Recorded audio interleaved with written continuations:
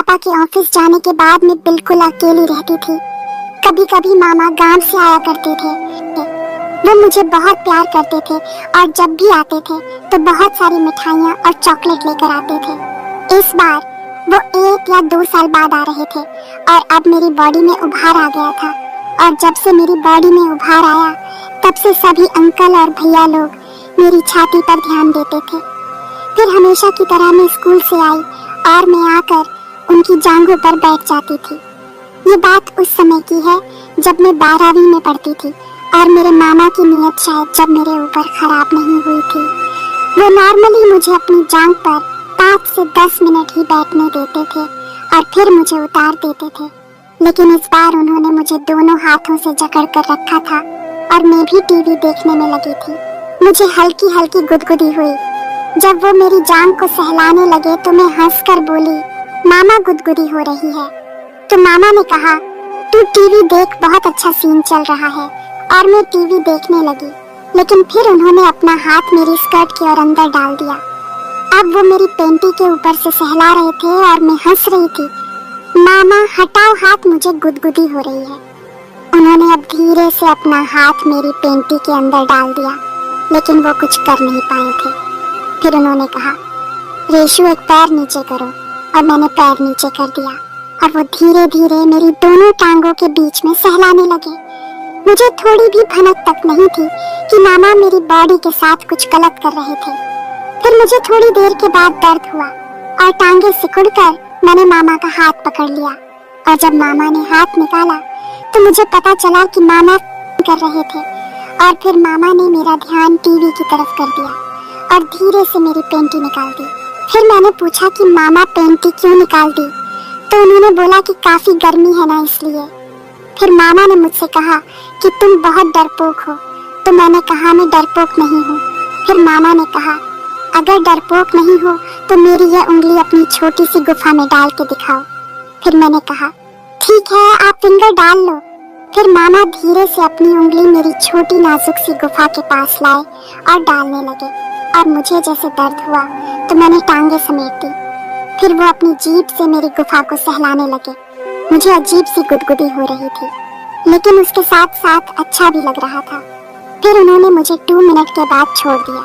अब वो हर दिन स्कूल से आने के बाद मुझे अपनी जांघ पर बैठाकर अपनी उंगली से मेरी गुफा को सहलाते थे और मैं खामोश होकर अपने पैर फैलाए हुए उनके कंधे पर अपना सिर रखकर सोई रहती थी।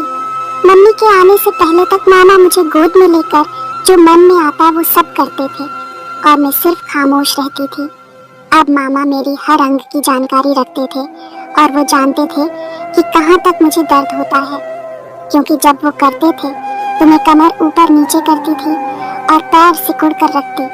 मैं चुपचाप पैर फैलाए उनको मनमानी करने देती थी। मामा की उम्र 30 साल थी और वो बहुत चालाकी से हर दिन मेरे काम की भूख बढ़ा रहे थे और उनकी जादुई उंगलियां मुझे पागल बना रही थी। और वो यह अच्छे से जानते थे कि मेरी छोटी नाजुक गुफा के साथ कब क्या करना है। कभी कभी तो बिना स्कूल की ड्रेस चेंज किए ही मेरी गुफा को सहलाने लग जाते थे और मैं लास्ट पीरियड से स्कूल में मामा को मिस करती थी।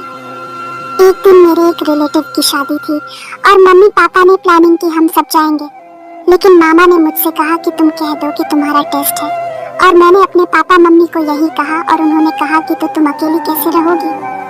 तो मैंने मामा का नाम लिया और वो मान गए। ये मेरी जिंदगी की सबसे बड़ी भूल थी और वो दिन आ ही गया जिस दिन मेरे पापा मम्मी को जाना था। मैं सुबह स्कूल चली गई और उनकी ट्रेन सुबह 10 बजे की थी। फिर मैं जब स्कूल से आई तो घर में मामा थे और मामा ने मेरे आते ही म्यूजिक लगा दी और मेरे साथ डांस करने लगे। उनका मुझे छूना बहुत अच्छा लग रहा था। उन्होंने मुझे किस किया। अब वो मेरे दूध को दबा रहे थे। मैंने कहा कि मामा मैं पहले नहाकर आती हूँ, तो वो बोले ठीक है, तू नहा ले। और मैं नहाने चली गई और मेरे नहाते समय मामा ने डोर लॉक किया और मैंने जैसे ही कुंडी खोली तो वो झट से दरवाजे को धक्का देकर अंदर आ गए और मेरे भीगे बदन को सिर्फ पेंटी में देखने लगे। फिर मैंने जब मामा को देखा तो वो पूरे थे और मेरी नजर सीधे उनके काले नाक पर गई, जो इतना बड़ा था कि मेरी नजर वहां से हट ही नहीं रही थी। मैंने पहली बार मेरे मामा को ऐसे देखा था। मामा मेरे पूरे बदन पर साबुन लगाकर मसल रहे थे और बोल रहे थे कि मैं तुम्हें आज पी लूंगा। फिर वो मुझे गोद में उठाकर अपनी साबुन वाली उंगली से मेरी गुफा सहलाने लगे और मैं पागलों की तरह आह आह कर रही थी। फिर मामा ने शॉवर चालू किया और मुझे फ्लोर पर लेटा दिया और वो मेरे ऊपर आ गए और मेरे होंठ काटने लगे और बोले, मैं करूं? तो मैंने कहा, हाँ करो। मामा बोले, मैं आज सील तोड़ूंगा, लेकिन चिल्लाना मत, और ये कहकर मेरी गुफा पर अपना नाग रगड़ने लगे और अपने एक हाथ से मेरा सिर पकड़कर होंठ चूसने लगे और दूसरे हाथ से मामा ने मेरी गुफा पर अपना काला नाग सेट किया और एक शॉट मारा तो मेरी जान ही निकल गई। मैं दर्द के मारे तड़प रही थी। फिर मामा ने एक और शॉट मारा तो मैं अपने दोनों हाथों से उनको धक्का दे रही थी, लेकिन उनको कोई फर्क नहीं पड़ रहा था। फिर वो थोड़ी देर रुके तो मुझे लगा कि मामा मुझे छोड़ देंगे, लेकिन उन्होंने फिर से अपने काले नाग पकड़कर सेट करके मुझे एक और शॉट मारा। ऐसा लग रहा था कि जैसे मेरी दोनों टांगों के बीच में कोई सख्त चीज से दनादन वार कर रहा था और मुझे अब समझ में आ रहा था कि पेलाई क्या होती है। मैं मामा से कह रही थी कि मुझे छोड़ दो। मामा ने कहा कि अगर तुझे पूरा अच्छी तरह से नहीं पेला तो दूसरी बार तुझे दर्द होगा, और यह कहकर उन्होंने अपनी बॉडी के पूरे वजन से अपना मोटा काला नाग और अंदर घुसा दिया। मुझे कुछ समझ में नहीं आ रहा था। फिर दर्द के मारे मैंने मेरी टांगे थोड़ी ढीली की तो वो मुझे थैंक यू कहने लगे और वो मुझे वैसे ही शॉट्स मारते रहे। मैं समझ गई थी कि मामा जब तक अपने आप नहीं छोड़ेंगे तब तक मुझे ऐसे ही उनके शॉट्स लेने पड़ेंगे। अब मुझे दर्द हो रहा था, लेकिन थोड़ा कम था, और ऐसे ही मैं 20 मिनट तक मामा से करवाती रही और फिर मामा ने मेरे अंदर सारा पानी छोड़ दिया। अब मुझसे उठा भी नहीं जा रहा था। फिर मामा मुझे गोद में उठाकर बेड पर ले गए और टॉवल से मेरा पूरा बदन पोंछा और कंबल ओढ़ा दिया और मैं सो गई। जब मेरी नींद खुली तो रात के 10 बज रहे थे और फिर मामा ने मुझे जूस दिया और थोड़ी देर के बाद मेरे कंबल में आ गए। अब मामा फिर से मुझे छूने लगे। मैं समझ गई कि मामा फिर पे लेंगे और मामा मेरे दूध को धीरे धीरे दबाने लगे और मेरे होंठ चूसने लगे। फिर वो धीरे से मेरे ऊपर आ गए और मैंने उनसे कहा, बहुत दर्द होगा? तो वो बोले, थोड़ा दर्द तो किसी से भी करवाती तो होता। फिर मामा ने मेरे पैर मोड़कर फैला दिए और धीरे से अपना काला नाग फिर से मेरी गुफा में छोड़कर एक शॉट मारा और मैं बोली, ऐसा लग रहा था जैसे मेरी दोनों टांगों के बीच में कुछ चीरता हुआ अंदर जा रहा है। मामा ने तब तक दनादन शॉट्स मारे जब तक वो पूरा अंदर नहीं कर दिया।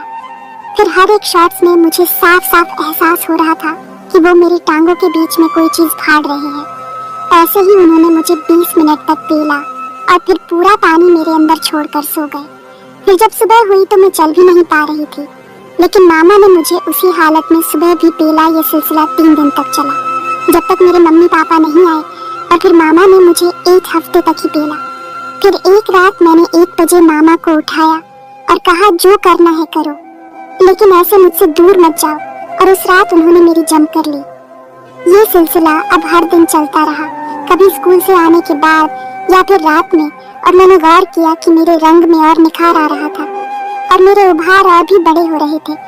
शायद यह सब मेरी उसी का ही असर था।